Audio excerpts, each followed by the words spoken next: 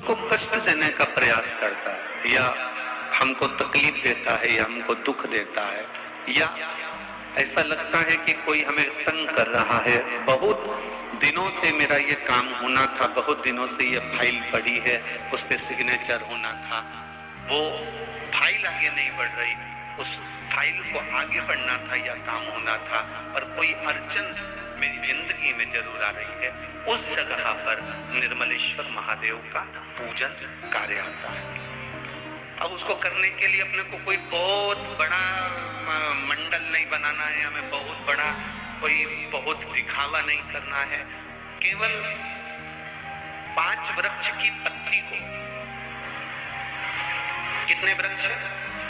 बस 5 वृक्ष की पत्ती और एक श्वेत पुष्प, सफेद कलर का पुष्प अशोक सुंदरी वाली जगह पर लगाकर देवाधिदेव महादेव को सोमवार की अष्टमी के दिन जो चढ़ा देता है, बस निर्मलेश्वर महादेव का नाम लेकर जब चढ़ाया तो कार्य सफलता की ओर अग्रसर।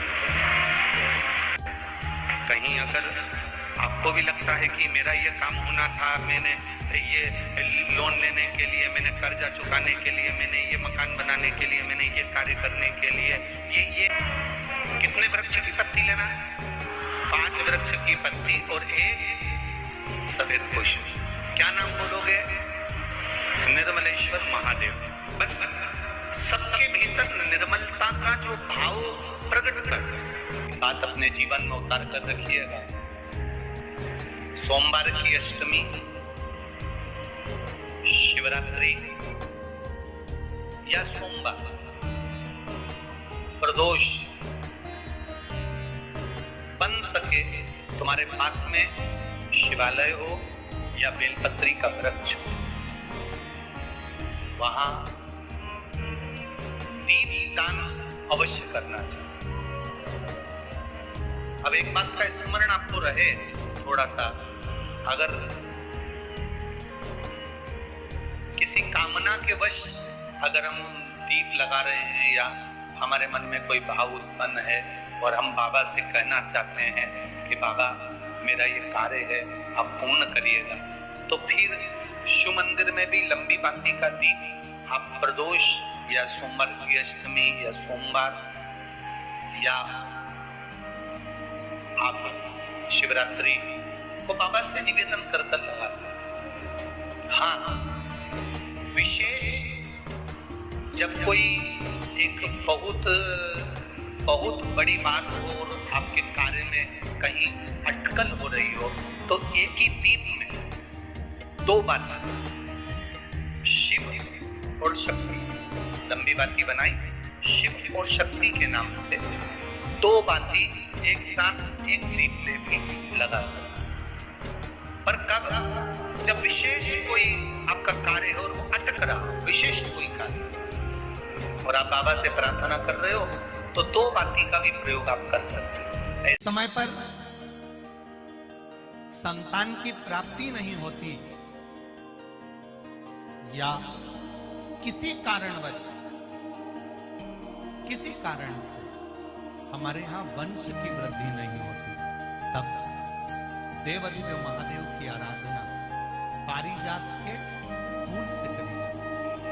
अब उस पुष्प को चढ़ाने का एक तरीका ध्यान दीजिएगा। पारिजात का जो फूल शिव जी को चढ़ता है, भगवान देवाधिदेव महादेव को चढ़ता है, जैसे ये शिवलिंग मान लो, ये शंकर भगवान का शिवलिंग है, ये जलाधारी है, ये जल नीचे गिरने का स्थान। आप लोगों ने पहले कथा सुनी है ना सबने, आपको सबको मालूम होगा। राइट में गणेश जी का स्थान, लेफ्ट में कार्तिकेय का स्थान, बीच में अशोक सुंदरी की जगह। जहां पर ये शिवलिंग रखा है वो माता पार्वती जी का हस्त है। शिवलिंग के रूप में, शंकर भगवान के रूप में ये शिवलिंग है। ऊपर से जो एक एक बूंद जलाधारी नीचे गिरती है, वो शंकर भगवान की 5 लड़कियां, जया, विषहरा, शामली बारी, दौतली और देव, ये शंकर जी की 5 बेटियां हैं। वंश वृद्धि के लिए, कार्य सिद्धि के लिए वैभव प्राप्ति के लिए या अपने हृदय की सुख समृद्धि के लिए, संतान प्राप्ति के लिए पारिजात हार श्रृंगार के फूल की शिव जी को आराधना होती है। हार श्रृंगार का जो पुष्प होता है, अशोक सुंदरी वाली जगह पर हम पारिजात के पुष्प को समर्पित करते हैं। उसकी डंडी का जो मुख है वो शिवलिंग की ओर होता है जब अपन अशोक सुंदरी पर चढ़ाते हैं, और फूल का मुख इधर होता है। वापिस उसी पारिजात के पुष्प को उठाकर हम माता पार्वती जी के हस्त कमल पर, जो गोल हस्त कमल है, वहां समर्पित करते हैं। उस जगह पर माता पार्वती जी की ओर से जो पुष्प समर्पित किया जाता है, उसकी डंडी पारिजात की हमारी ओर होती है, पुष्प का मुख महादेव की ओर होता है। तीसरी जगह जब हम पारिजात के पुष्प को अशोक सुंदरी पे से उठाकर जगत जननी के हस्त कमल पर रखते हैं, हस्त कमल पे से उठाकर देवादिदेव महादेव के शिवलिंग पर रखते हैं, उस समय पर पारिजात के पुष्प की डंडी शिवलिंग के ऊपर होती है और फूल का मुख अपनी ओर होता है।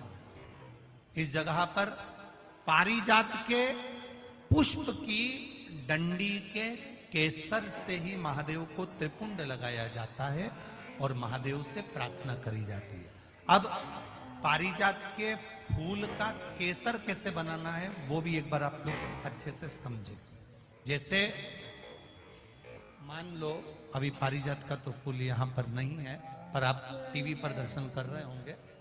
पारिजात पुष्प की जो पीछे की डंडी होती है, फूल सफेद और पीछे जो डंडी होती है नारंगी कलर की, केसरिया कलर की, उसको तोड़ लिया जाता है। तोड़कर ऐसी 25-50 फूल की पीछे की डंडी को तोड़कर उसको रख दिया जाता है। उसको धूप में नहीं सुखाते, केवल घर में उसको एक कटोरी में या थाली में रख दो, वो धीरे धीरे सूख जाए। सूखने के बाद उसको पीसकर उसका चंदन तैयार हो जाएगा पारिजात फूल की उस डंडी का। और जिस समय वंश के लिए, सिद्धि के लिए, कार्य सिद्धि के लिए या वैभव प्राप्ति के लिए हम पारिजात का पुष्प देवादिदेव महादेव को समर्पित करते हैं, उस समय इसी को पानी में घोलकर देवादिदेव महादेव को जब आप लगाएंगे तो जैसे केसर घुलती है, केसर का जैसे कलर होता है, केसर जैसी सुगंध करती है, वैसे की वैसे ही ये पारिजात की जो डंडी आप लोगों ने सुखाई है, वही डंडी का जो चंदन बनाया है, शिव जी को लेपन करा है, उस समय पर अपने हृदय की बात आपने जो देवादिदेव महादेव को कही है, बस वही सुगंध हमारे जीवन में आना प्रारंभ हो जाती है। वो पारिजात हार श्रृंगार। अब जरा ध्यान दीजिएगा, हार श्रृंगार के पुष्प, पारिजात का जो पुष्प है, सोमवार की अष्टमी पड़ने पर यदि हम देवादिदेव महादेव की पारिजात के फूल से आराधना करते हैं, स्मरण करते हैं, तो उसका फल भी हमें अधिक प्राप्त होता है।